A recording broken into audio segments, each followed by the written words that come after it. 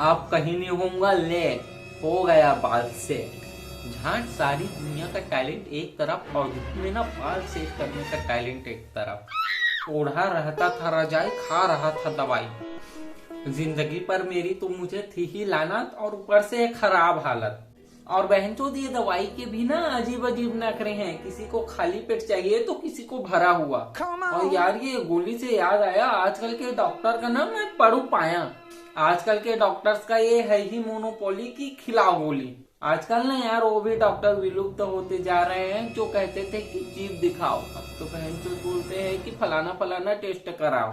लेकिन भाई तूने दवाई क्यों खाई? अरे वो पेट के बल होके सो गया था और एक की शादी में बिरयानी ज्यादा हो गया था। उसकी शादी की स्टोरी देख के इमोशनल वाला मूड बन गया था। मुझे ना लग रहा था बेकार, इसलिए उसकी शादी में देखने गया था उसे लास्ट बार।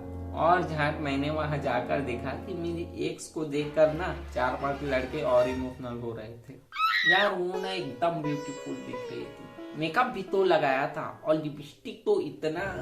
यार ये कई लड़कियां ना इतना लिपस्टिक लगाते हैं कि अगर ताजमहल को चूम देना तो लाल किला बन जाए। यार वो ना मेरी ही थी जान, मैं ही उसे लेके देता था मेकअप का सामान।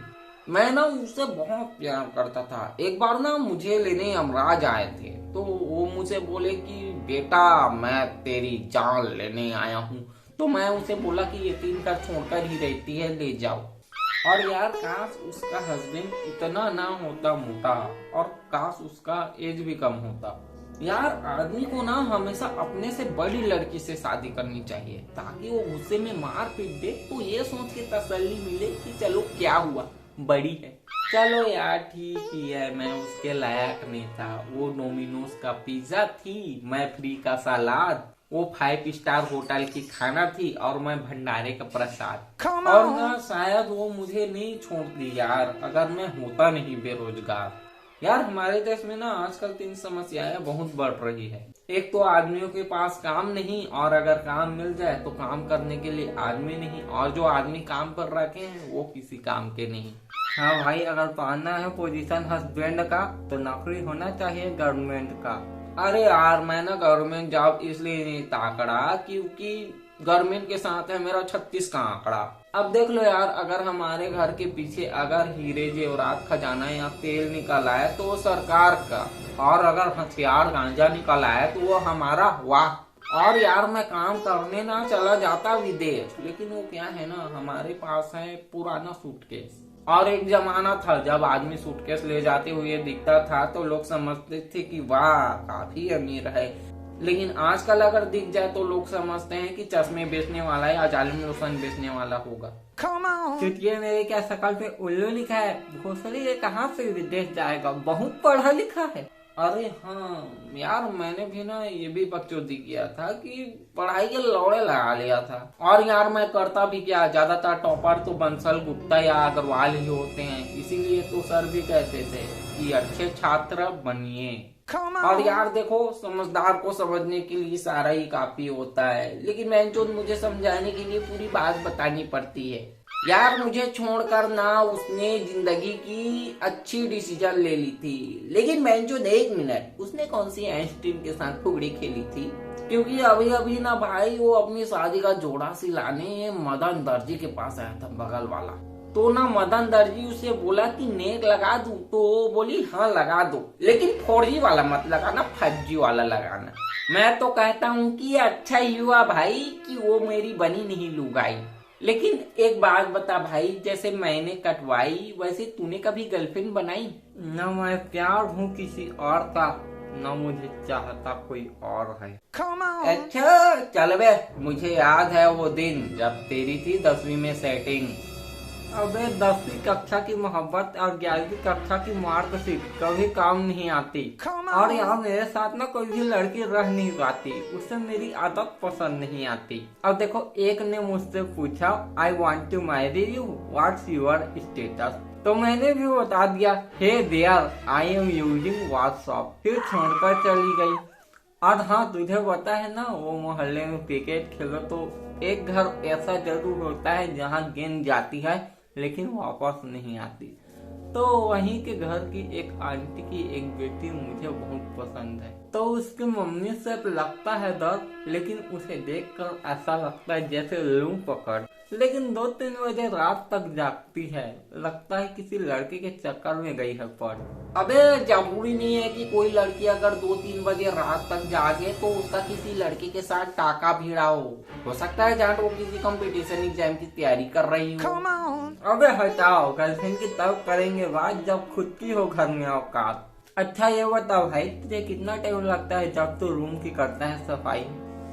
अकेले साफ करने में 10 मिनट लगते हैं और मम्मी के साथ 2-3 घंटे, 2-4 थप्पड़ बेइज्जती के साथ। तो यार वही ना, रूम की सफाई को लेकर हो गया लफड़ा। हमेशा होता रहता है मेरा घर वालों से झगड़ा। और यार आज तो हद ही हो गई। घर में झगड़ा होने के बाद मैंने मम्मी पापा से कहा कि मैं घर छोड़कर जा रहा हूँ, तो मम्मी बोली लाइट और पंखा बंद करते हुए जाना। तो भाई किस चीज के लिए हुई लड़ाई?